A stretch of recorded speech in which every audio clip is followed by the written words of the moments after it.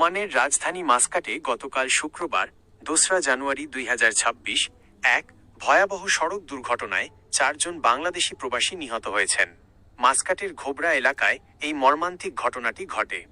নিচে দুর্ঘটনার বিস্তারিত তথ্য তুলে ধরা হলো। দুর্ঘটনার বিবরণ। সময় ও স্থান: শুক্রবার সকালে কাজ শেষে একটি গাড়িতে করে বাসায় ফেরার পথে মাস্কাটের ঘোবরা এলাকায় এই দুর্ঘটনা ঘটে। ঘটনার কারণ, প্রবাসীদের বহনকারী গাড়িটির সাথে অন্য একটি গাড়ির ভয়াবহ সংঘর্ষ হলে ঘটনাস্থলেই ৪ জন গুরুতর আহত হন। পরে হাসপাতালে নেওয়া হলে চিকিৎসকরা তাদের মৃত ঘোষণা করেন। মরদেহের অবস্থান: নিহতদের মরদেহ বর্তমানে ওমানের কুলা হাসপাতালের মর্গে রাখা হয়েছে। নিহতদের পরিচয়: নিহত ৪ জনের মধ্যে এখন পর্যন্ত ২ জনের পূর্ণাঙ্গ পরিচয় নিশ্চিত হওয়া গেছে। তারা হলেন: ১. প্রদীপ কুমার, কক্সবাজার জেলার উখিয়া উপজেলার বাসিন্দা।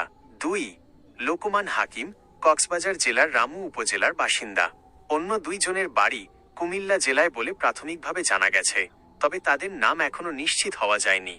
বর্তমান অবস্থা: ওমানে নিযুক্ত বাংলাদেশ দূতাবাস জানিয়েছে যে তারা বিষয়টি অত্যন্ত গুরুত্বের সাথে দেখছে।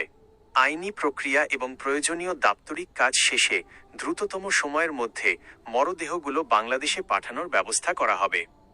প্রবাসীদের এমন অকাল মৃত্যুতে তাদের নিজ নিজ গ্রামে এবং ওমান প্রবাসী বাংলাদেশিদের মাঝে গভীর শোকের ছায়া নেমে এসেছে।